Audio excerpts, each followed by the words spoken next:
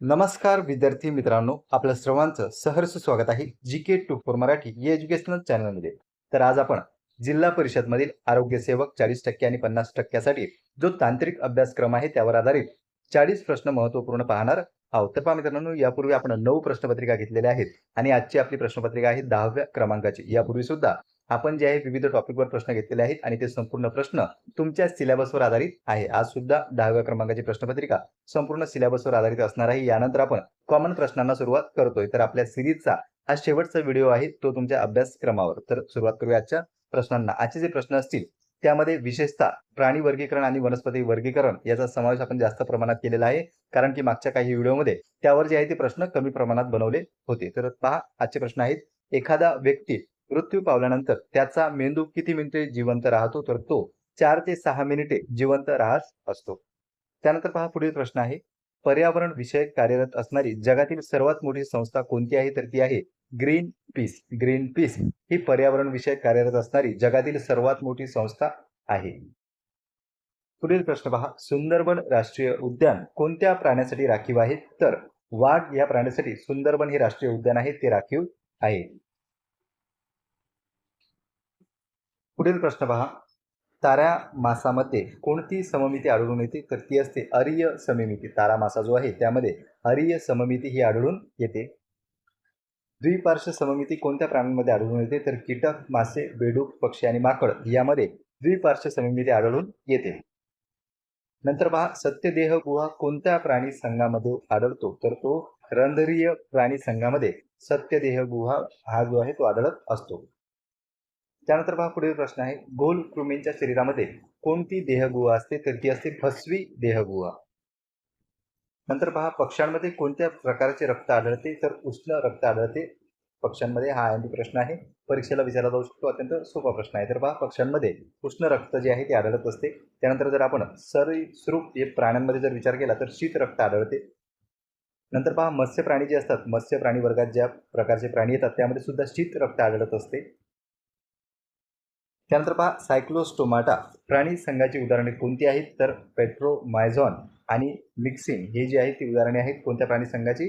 सायक्लोस्टोमाटा. त्यानंतर पहा, कोणत्या प्राण्याला असमपृष्ठरज्जू आणि समपृष्ठरज्जू यांच्यातील दुवा मानले जाते? तर ते आहे बेलानोग्लासस. हा प्राणी जो आहे त्याला असमपृष्ठरज्जू आणि समपृष्ठरज्जू यांच्यातील दुवा मानल्या जाते. नंतर पहा,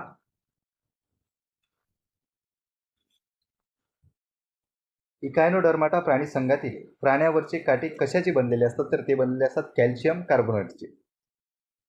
नंतर पहा, पुढील प्रश्न. असमपृष्ठरज्जू प्राण्यांमधील सर्वात हुशार प्राणी कोणता आहे? तर तो आहे ऑक्टोपस. ऑक्टोपस हा जो प्राणी आहे हा सर्वात हुशार आहे, पण कशामधील?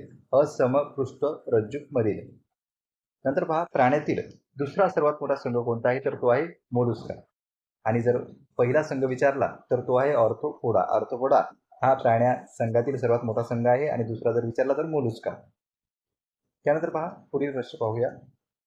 ऑर्थोपोडा संघातील प्राण्याभोवती जो बाह्य कंकाल असतो तो कशापासून बनलेला असतो? तर तो कायाटीन पासून बनलेला असतो. कायाटीन पासून जी आहे ती बाह्य कंकाल बनलेली असते ऑर्थोपोडा प्राणी संघातील प्राण्यांची. त्यानंतर पहा, गोलकृमी प्राण्याचे शरीर किती स्तरीय असते? तर ते असते 3 स्तरीय त्रिस्तरीय गोलकृमी प्राण्यांचे शरीर हे असते. पुढील प्रश्न. रंध्रीय प्राणी ज्या विशिष्ट छिद्राद्वारे पाणी शरीरात घेतात त्यांना काय म्हणतात? तर त्यांना म्हणतात ऑस्ट्रिया. ऑस्ट्रिया कशाला म्हणतात? रंध्रीय प्राणी ज्या विशिष्ट छिद्राद्वारे पाणी जे आहे ते शरीरामध्ये घेतात त्यांना ऑस्ट्रिया असे म्हणतात. नंतर पहा, पेशी उतिस्तरीय रचनात्मक संघटन कोणत्या प्राणी संघात आढळते? तर लिडारिया या प्राणी संघात पेशी उतिस्तरीय रचनात्मक संघटन आढळत असते. नंतर पहा, या ठिकाणी मासाची नासाडी करणारा सूक्ष्मजीव कोणता आहे? तर तो आहे क्लॉस्ट्रिडियम. हा जो आहे हा मासाची नासाडी करणारा सूक्ष्मजीव आहे.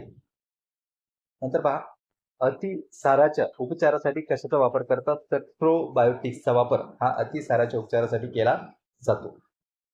खाद्यपदार्थांना आंबटपणा तसेच पदार्थ टिकवण्यासाठी कशाचा वापर करतात? तर व्हिनेगरचा वापर हा पदार्थ टिकवण्यासाठी तसेच खाद्यपदार्थांना आंबटपणा आणण्यासाठी सुद्धा वापरल्या जाते. नंतर पहा, इथेनॉल कशाच्या सहाय्याने बनवले जाते? तर इथेनॉल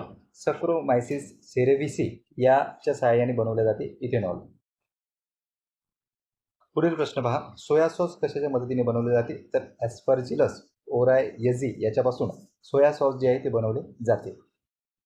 नंतर पहा, क्षयरोगाविरुद्ध कोणते प्रतिजैविक प्रभावी ठरते? हा एमपी प्रश्न आहे, वारंवार परीक्षेत तुम्हाला विचारला जातो. तर रिफॅम्सिन हे क्षयरोगाविरुद्ध प्रतिजैविक म्हणून जे आहे ते वापरले जाते.